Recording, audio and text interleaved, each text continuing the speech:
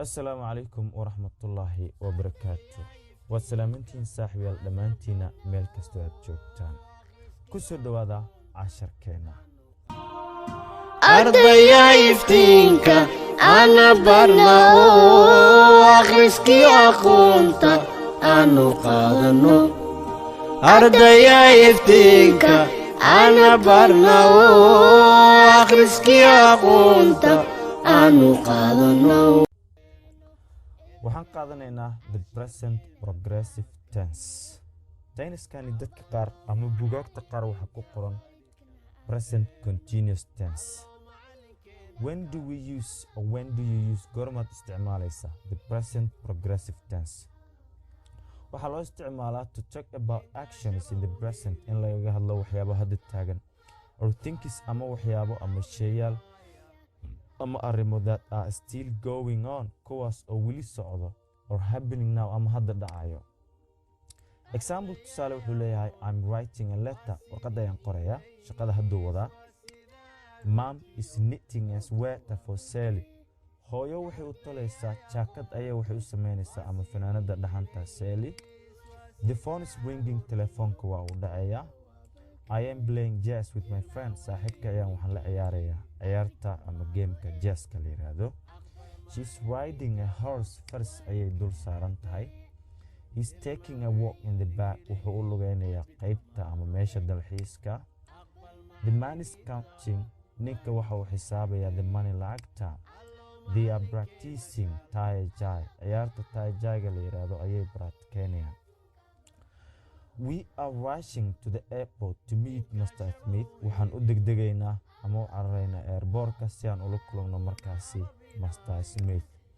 they are still sleeping weli waa ay hurdayaan they are swimming in the sea badda ayay markaasi dabaalanayaan what are they doing ayaga maxay sameynayaan what's happening maxaa dhacayo why aren't you doing your homework maxaa u shaqayn lahadaa aren't I sitting up straight toos miyaanan u fadhin aniga ogow question with negative-ka aren't I way meant I maaha wuxuu leeyahay halkani form samey the present progressive tense like this tenniskan loo yaqaano present progressive qaabkan oo kale u sameey for example m plus lagu daray markaasi present participle waxaa loola jeedaa verb plus ing verbko ing lagu daray istin waa sidoo kale artan waa sidoo kale yani qaabkaasa loo sameynaa haddii ayagoo qoran lagu tuso waxay noqonayaan the present participle is the form of verb ending with ing present participle macnaheedu wuxuu noqonayaa verbka ku dhammaanayo ing-ga for example tusaale show plus ing equal showing come plus ing equal coming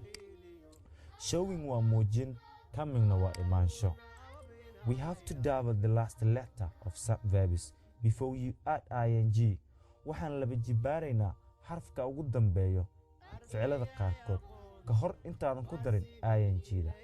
for example tusaale wuxuu leeyahay get plus ing equal waxay noqonaysaa getting bay noqonaysaa t cusub ay imaanayso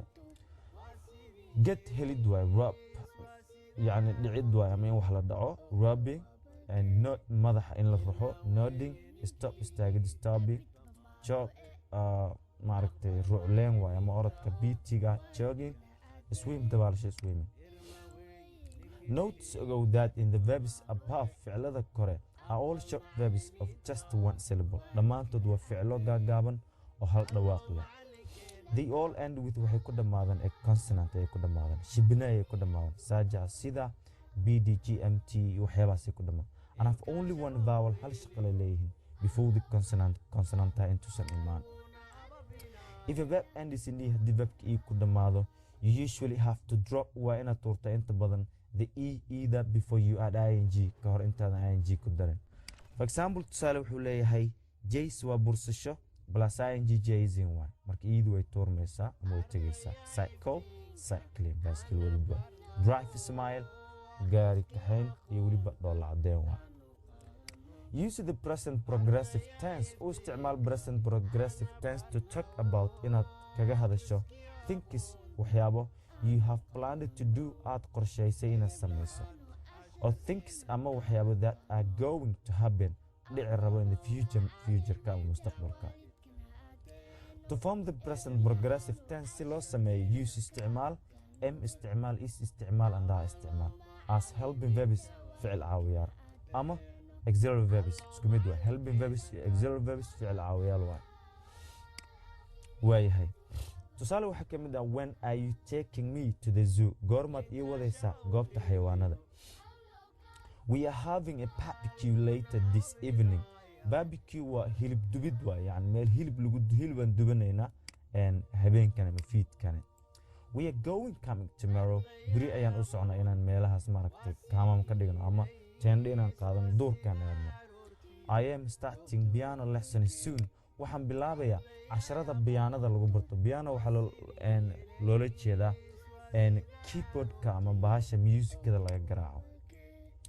Jim's parents Jim waalidiintiisa are taking him waxay u qaadayaan to Texas gobolka Texas ee wadanka Mareykanka next week toddobaadka soo socdo my favorite TV program barnaamijka TV-ga ayaan jecelahay is starting in a minute daqiiqad gudaheed ayuu ku bilaabanayaa all our friends dhammaan saaxiibadeena are coming way imaanayaan intan oo dhan waa wax soo socdo waay wax hadda dhacay maaha who is bringing salad for the barbecue yaa salad keenayo meesha barbecue-ga ama hilibka lagu dubayo I am visiting Joe next week toddobaadka soo socdo waxaan booqanayaa Joe ayaan booqanayaa why are you going for your vacation where are you going for your vacation fasaxaaga hageed aadaysaa what are we eating for dinner casho maxaan ka dhiganaynaa waayahay halka waxaan imaanayn marka write the present participle of these verbs on the blanks exercise 1 kan wuxuu leeyahay ku qor verb plus ing meesha bannaan meelaha qaarkood oo la rabo in maaragtay la laba jibaaro wordka waad iska eegaysaa come oo kale ida ayaa tuuraysaa run laba ena ka dhigaysaa sleeping ing ku daraysaa fall ing ku daraysaa jump ing ku daraysaa climb ing ku daraysaa go ing ku daraysaa ask ing catch ing right idu dambaysa waa tuuraysaa drop double b ka dhigaysaa bring waxa ka dhigaysaa markaas ing ku daraysaa marka qaabkaas u shaqeynaysaa exercise kani oo ku qoran tahay exercise 1 waxaan rajaynayaa inaad awood u yeelan doontid inaad ka shaqeyso exercise 2 fill in the blanks ku buuxi meelaha bannaan with the present progressive tense of the verbs in parentheses present progressive tense verbka isagoo ing wato halka ku buuxi waliba waxa uu sii baahan yahay kan inaad ku darto auxiliary verbki tusaale they iyo enjoy meesha ku taalo enjoy haddii ing lagu darto keligeed meesha kuma shaqeynayso waxay u baahan tahay in r laga soo hormariyo la yiraahdo they are enjoying the roller coaster ride waxay maaragtay ku raaxaysanayaan inay saarnaadaan bahalka gudgudoomaya Jill markaasi is washing her hair timaheeday dhaqaysa Jill qofta la yiraahdo waxaan rajaynayaa marka dhammaan kuwa soo socdo dhan inaad sidaasi u geli doonto kana shaqayn doontid adigoo raacayo tusaalooyinka aan hadda soo sheegnay casharkeeni halkan ayaan ku soo gebagabeynaynaa intaan kulmi doono casharkaani kan xigo waxaan idinkaga tegayaa sidaas iyo nabadgelyo ardaya iftiinka ana barna oo akhriskii aqoonta aanu qaadano ardaya iftiinka ana barna oo akhriskii aqoonta aanu qaadano